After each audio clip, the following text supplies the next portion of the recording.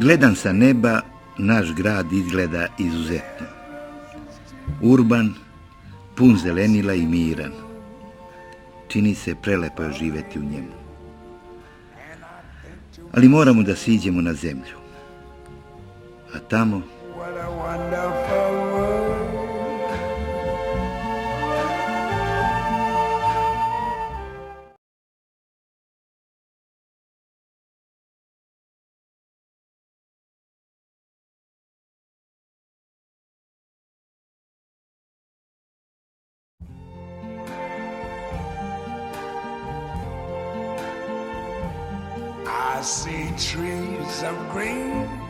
Ove nedelje ubedljivo najružnija slika Čačka je strogi centar. Na gradskom šetalištu preko puta HB-a uzan prolaz koji vodi prema bašti kafića. Zaklonjen žardinjerama sa cvećem i niskim rastinjem, očigledno ne služi za prolaz, već kao mesto za smeće, razvaljenu tarabu, suncobran i biciklu. Čudi nas da ovo ne smeta vlasniku kafića, obzirom da se nalazi na ulazu u baštu. Posle naše prošlonedeljne emisije postavljena su otkinuta vrata na ulazu u terme i zaključana novim katancem. Na ovaj način zaštitili su istoriju, ali i ovo đubre koje nisu našli za shodno da očiste. Donedavno ovdje je bila niša za kontejnere u kojima su građani i vlasnici radnji odlagali smeće. Zbog nediscipline vozača koji parkiranjem vozila onemogućavaju prilaz kamionu za odnošenje smeća, javno komunalno preduzeće Komunalac je bilo prinuđeno da izmesti sudove za đubre na sam ulaz u parking. Uoči ovog izmeštanja poslali su više zamolnicu nego obaveštenje svim stanarima i vlasnicima lokala. U tekstu objašnjenje zbog čega su to morali da učine i apel za razumevanje. Uzalud, svako jutro na ovom mestu osvane poveća gomila đubreta. Radnici Komunalca ručno odnesu smeće, ali ne prođe mnogo vremena i nadžije ponovo ostavljaju džakove. Na stubovima lučne zgrade vise dronci od plakata. One političke, predizborne, prelepile reklamne poruke. Nije pošteđen ni hram kulture. Na balkonima se suši veš. Komšije vode bogougodni razgovor. Posle doručka najbolje je i najbrže. Čašav sa mrvama i stresti prolaznicima na glavu. Hajduk Veljkova ulica broj 6, zgrada Pariza, Nastešica. Na njoj iznikle dve bujne i bogami lepe crne breze. Polako ali sigurno ovo na izgled nežno drvo razbija betonski sims i preti da jedan deo otkine. Nema tu mnogo posla i nisu potrebne metevine. Neko od mlađih stanara treba samo da izađe kroz prozor i iščupa drveće. Ako čekaju da to neko drugi uradi, breze će im uskoro praviti lad u stanovima. Na Nastešici ispred knjižare Vuk Karadžić vlaga oglodala betonsku ploču do armature. Kad otpadne po koje parče, ali srećom još nikoga nije udarilo u glavu. U ulici Nemanjinoj, u kojoj su pod hladovinom lipa nikli novi kafići, nema dovoljno mjesta za parkiranje. Pa ipak, ko daje za pravo vlasniku ovog dugačkog skupocenog automobila da zauzme ne samo travnjak, nego i deo trotoara. U istoj ulici zgrada sa 4 ulaza. Do pre 2 godine bila primer rugla. Danas, okružena zelenilom i cvetnim balkonima, je najuređeniji i najlepši primer zajedničkog stanovanja u našem gradu. Na ovom, možemo slobodno reći, humanom poslu zatičemo bračni par Gojković, Mladenu i Žika. Sa komšinkama Mirom Brković i Radom Đurić ulepšavaju svoju zgradu i dvorište. Kažu, ima dosta komšija koji isto rade kao i mi. Danas nisu bili ovde, pa ih ne snimismo. Gostoljubiva Mladena Gojković, poznata kao vrhunski kulinar, služi nas specijalitetima stare srpske kuhinje. Sve u svemu, imati ovako lepo okruženje i uživati u njemu nije lako. Treba truda, ali kao što vidite, isplati se.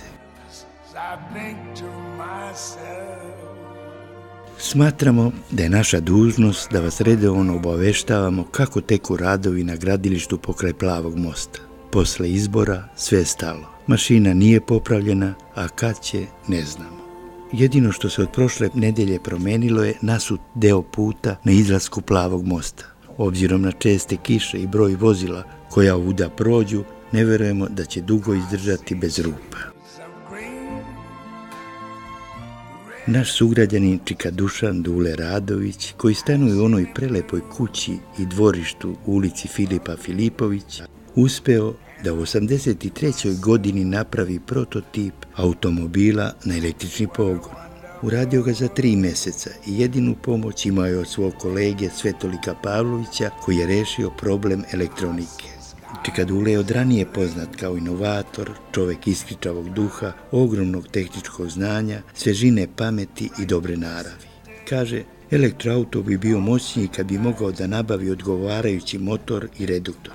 U Srbiji takvog motora nema, pa mu unuk Žarko Panić, koji živi u Engleskoj, obećao da nabavi sve što treba za gradnju novog automobila. Ovaj sadašnji postiže brzinu od 18 km na sat i sa jednim punjenjem može da ide 4 sata. Dok snimamo vožnju kroz park, Čika Dule zastaje da popriča sa porodičnim prijateljem, bivšim bekom fudbalskog kluba Borac, Zoranom Stojanovićem, koji živi u Beogradu. Inače, ovaj cvetni raj u dvorištu porodica Radović i Panić i na zelenoj površini trotoara održava njegova supruga Desanka, koja se često ljuti na njega jer joj vozilom pogazi cveće. Posle snimanja nismo mogli da odbijemo doručak, koji je ličio na slavski ručak. Ovo nisu fudbaleri Borca, Zvezde i Partizana.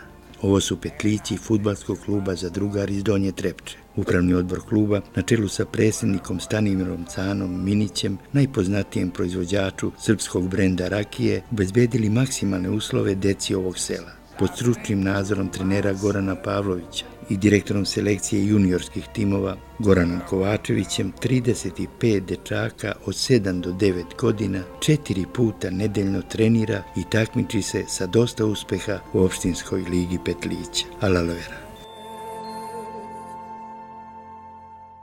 Poznajete li ovog čoveka? Koreni mu po ocu Stojanu na planini Durmitor, po majci Radmili, Morava i Ibar. Uman čovek, često prejake reči, miran, oslobođen, bez trunke zavisti, toplih očiju, zarobljenik reči, poezije i knjiga. Pomalo stidljiv, voli sve ljude, kafanska druženja s prijateljima, a najviše odlazak na planine, reke i jezera sa Vukom, sinom Jedincem. Opčinjen suncem Mediterana piše svoj prvi roman Mahagonija Hall, koji je izazvao veliku pažnju književne kritike.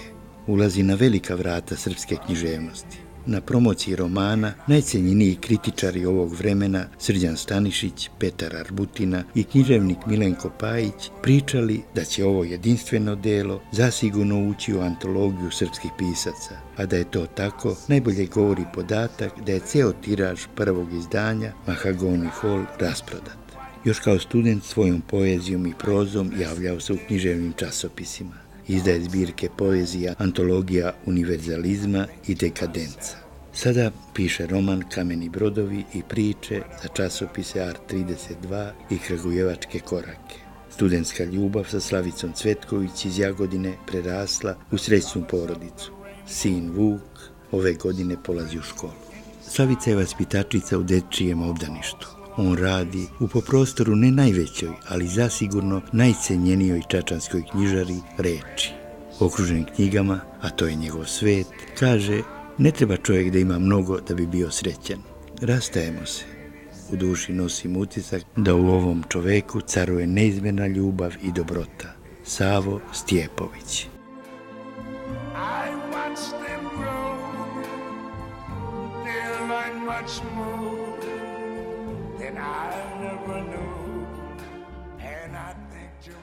Poštovani gledalci, redakcija Krajem naše ulice odlazi na odmor. Vidjet ćemo se i čuti kroz 3 nedelje. Za to vreme da ste živi i zdravi i neka vas sreća prati.